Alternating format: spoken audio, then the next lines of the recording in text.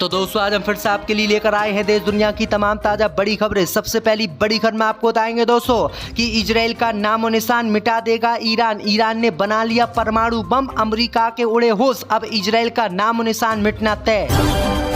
उत्तर प्रदेश में जीत के बाद अब केरल में किस्मत आजमाएंगे अखिलेश यादव। केरल में पंचायत चुनाव लड़ेगी समाजवादी पार्टी। ईरान से बचने की एकमात्र उम्मीद पर इजराइल के अंदर ही दो फाड़। इजराइल के नेता बोले गाजा में रोक दो जंग, तभी ईरान नहीं करेगा हम पर हमला, वरना इजराइल की संप्रभुता खतरे में। उत्तर प्रदेश के मुख्यमंत्री योगी आदित्यनाथ ने राहुल गांधी पर कसा तंज, बोले हमारी सरकार दे रही है खटाखट नौकरी। बांग्लादेश के हिंदुओं को लेकर टेंशन में आई मोदी सरकार। लाल किले से बांग्लादेश के नए पीएम यूनुस को दे डाली प्रधानमंत्री ने चेतावनी, कहा बांग्लादेशी हिंदुओं की सुरक्षा करे यूनुस सरकार। कोलकाता रेप मर्डर पर भड़की मुख्यमंत्री ममता बनर्जी। मुख्यमंत्री ममता बनर्जी ने 18 अगस्त तक दोषियों को फांसी दिए जाने की कर दी कोर्ट से मांग।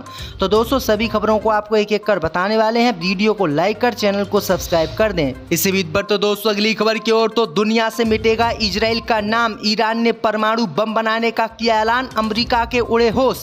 जी दोस्तों आपको बता दें कि इजराइल और हमास की जंग इस समय चल रही है। इसी जंग में ईरान की एंट्री हो गई है। ईरान अब इजराइल का नामो निशान मिटाने पर आमदा है। खबर सामने निकल कर आई दोस्तों कि इजराइल का नामो निशान मिटाने के लिए ईरान ने परमाणु बम बनाने में बहुत तेजी दिखाई है।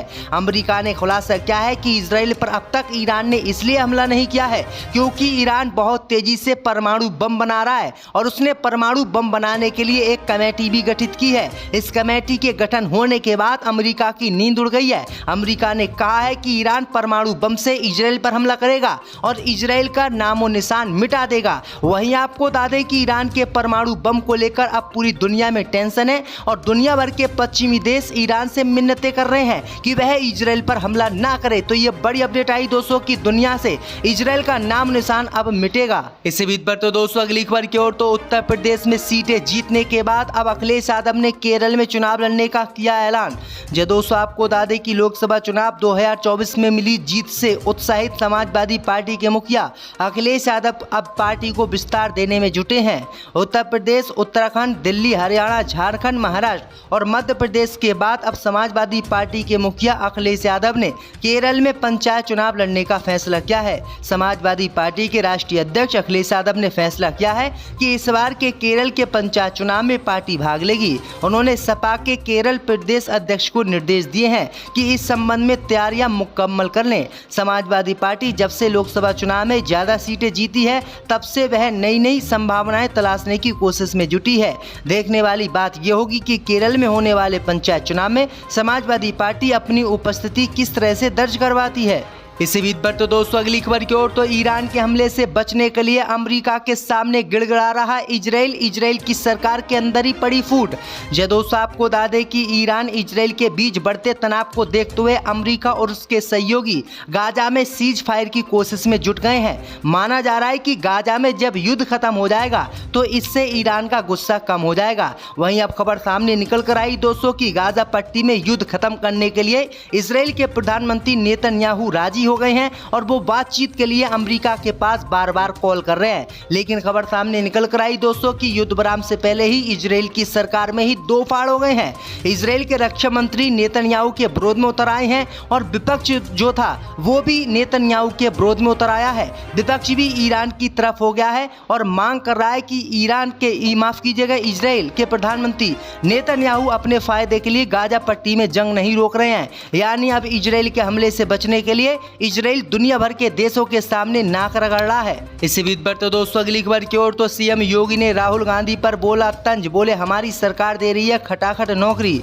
जी दोस्तों आपको बता दें कि उत्तर प्रदेश के मुख्यमंत्री योगी आदित्यनाथ ने कांग्रेस व समाजवादी पार्टी को कटघरे में खड़ते हुए राहुल गांधी पर तंज कसा है और कहा है कि राहुल गांधी कहते थे कि हमारी सरकार बनेगी तो हम खटाखट नौकरी देंगे, लेकिन उनकी सरकार नहीं बनी, उनकी जगह हमारी सरकार युवाओं को खटाखट नौकरी दे रही है। दरअसल आपको बता दें कि चुनाव के समय राहुल गांधी और अखिलेश यादव ने वादा किया था कि वो हर साल 1 लाख से ज़्यादा नौकरी देंगे और जो बेरोजगार लोग हैं उनको 8,500 रुपये प्रत्येक महीने देंगे। लेकिन राहुल गांधी की केंद्र में सरकार नहीं बन पाई, जिसके बाद वो अपना वादा पूरा नहीं कर पाए। इसी वादे पर अब उत्तर प्रदेश के मुख्यमंत्री योगी आदित्यनाथ ने तंज कसा है और कहा है कि हमारी सरकार अब खटाखट उत्तर प्रदेश और केंद्र में नौकरियां दे रही है। इसी बीच पर तो दोस्तों अगली खबर की ओर तो हिजबुल्लाह ने पूरी कर ली बदले की कसम, इजराइल को दिया ऐसा जख्म, उछल पड़ा ईरान। दोस्तों आपको बता दें कि हिजबुल्लाह ने इजराइल से अपने कमांडर फुआद शुक्र की मौत का बदला ले लिया। ईरानी मीडिया तो यही दावा कर रही है। उसने बताया है कि लेबनान के इस मिलिशिया संगठन ने इजराइल के बड़े सैन्य ठिकानों पर हमला करके वहां पर भारी तबाही मचाई है। हमास और हिजबुल्लाह के सीनियर नेताओं की हत्या के बाद से इजराइल और ईरान और उसके सहयोगियों द्वारा हमले की आशंका के चलते हाई अलर्ट पर हैं। ईरान ने पिछले महीने कसम खाई थी कि हमास की राजनीतिक शाखा के प्रमुख इस्माइल हानिया और हिजबुल्लाह के सैन्य कमांडर फुआद शुक्र की मौत का बदला इजराइल को भुगतना होगा। अब खबर सामने निकल कर आई दोस्तों कि पहले हमास ने M19 रॉकेट दागकर इजराइल में तबाही मचाई, उसके बाद हिजबुल्लाह ने इजराइल पर हमला किया, जिससे इजराइल के कई एयरबेस तबाह हुए और 10 से 11 उसके सैनिक भी मारे गए। वहीं आपको बता दें कि हिजबुल्लाह और हमास के इस हमले ने इजराइल को ऐसा जख्म दिया है कि इससे पूरी दुनिया में इजराइल की थू-थू हो गई है। इसी बीच पर तो दोस्तों अगली खबर की ओर तो ईडी के नए डायरेक्टर बने राहुल नवीन संजय कुमार मिश्रा की लेंगे जगह। दोस्तों आपको बता दें कि केंद्र की मोदी सरकार ने बुधवार को आर्थिक मामलों की केंद्रीय जांच एजेंसी ईडी का पूर्णकालिक डायरेक्टर नियुक्त कर लिया है। जांच एजेंसी के स्पेशल डायरेक्टर राहुल नवीन को ईडी का नया डायरेक्टर नियुक्त किया गया है। वह 2 साल तक पद पर बने रहेंगे।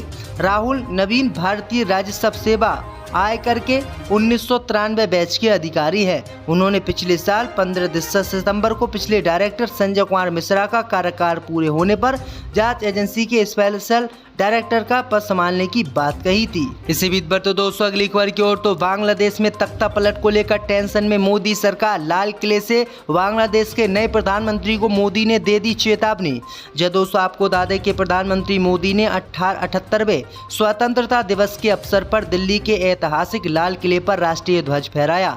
इसके बाद उन्होंने देश को संबोधित करते हुए स्वतंत्रता संग्राम सेनानियों को याद किया। साथ ही प्रधानमंत्री मोदी ने पड़ोसी देश बांग्लादेश में हिंदुओं के साथ हो रहे अत्याचार को लेकर भी प्रतिक्रिया दी। प्रधानमंत्री मोदी ने अपने भाषण में कहा कि बांग्लादेश में जो कुछ भी हुआ तो पड़ोसी देश के नाते चिंता होना स्वाभाविक है। मैं आशा करता हूं कि वहां पर हालात जल्द सामान्य होंगे। प्रधानमंत्री मोदी ने इस दौरान वहां पर हिंदुओं के साथ हो रही हिंसा का मुद्दा उठाया और बिन मोहम्मद यूनुस का नाम लिए उन्होंने बातों बातों में यूनुस सरकार को चेता दिया और कहा कि सुरक्षा की जिम्मेदारी वो लें। प्रधानमंत्री ने कहा कि हमारे देश के 140 करोड़ लोग वहां के हिंदुओं को लेकर चिंतित हैं। वहां के हिंदुओं को अल्पसंख्यक समुदाय की सुरक्षा करनी चाहिए। इसी बीच पर तो दोस्तों अगली खबर की ओर तो कोलकाता रेप मर्डर केस में 18 अगस्त तक दोषियों को दी जाए फांसी। मुख्यमंत्री ममता बनर्जी ने कर दी बड़ी मांग। दोस्तों आपको बता दें कि कोलकाता के RG मेडिकल कॉलेज और अस्पताल का मामला अब देश में गर्माता जा रहा है। जहां बीजेपी लगातार पश्चिम बंगाल की मुख्यमंत्री ममता बनर्जी पर निशाना साध रही हैं, तो वहीं ममता बनर्जी भी विपक्ष के बार पर लगातार पलटवार कर रही हैं। इसी कड़ी में पश्चिम बंगाल की मुख्यमंत्री ममता बनर्जी ने 18 अगस्त तक इस मामले के दोषियों को फांसी देने की मांग कर दी है। इसके साथ ही उन्होंने इस मामले की जांच CBI को सौंपे जाने के फैसले का स्वागत किया है। आपको बता दें कि कलकत्ता हाई कोर्ट ने इस मामले की जांच CBI को सौंपी थी। पश्चिम बंगाल की मुख्यमंत्री ममता बनर्जी ने CBI से जल्द बलात्कार और हत्या के मामले को सुलझाने का आग्रह किया है। इसी के साथ उन्होंने दोषियों को फांसी दिए जाने की भी मांग कर दी है। इसी बीच पर तो दोस्तों अगली खबर की ओर तो स्वतंत्रता दिवस पर CRPF को मिले सबसे अधिक वीरता पदक, गृह मंत्रालय ने किया ऐलान। दोस्तों आपको बता दें कि केंद्रीय रिजर्व पुलिस बल को 78वें स्वतंत्रता दिवस के अवसर पर सबसे अधिक 57 पुलिस वीरता पदक मिले हैं। केंद्रीय गृह मंत्रालय ने बुधवार को पुरस्कार विजेताओं के नामों की घोषणा की है। CRPF के एक वरिष्ठ अधिकारी ने कहा है कि कुल पदकों में से 25 पदक जम्मू कश्मीर में अभिनय के दौरान कार्रवाई के लिए दिए गए हैं, जबकि 32 पदक वाम उग्रवाद प्रभावित राज्यों में माओवाद रोधी अभियान के लिए दिए गए हैं। पुरस्कार पाने वालों में उप निरीक्षक रोशन कुमार भी शामिल हैं, जिन्हें फरवरी 2019 में बिहार में माओवादियों के खिलाफ उनकी वीरतापूर्ण कार्रवाई के लिए मरणोपरांत वीरता पदक दिया गया है। अधिकारी ने बताया है कि सहायक कमांडेंट तेज राम चौधरी को जम्मू कश्मीर में आतंकवादियों के खिलाफ अलग अलग अभियानों में साहस दिखाने के लिए इस बार 2 वीरता पदकों से सम्मानित किया गया है। दोस्तों, जेल से बाहर आएगा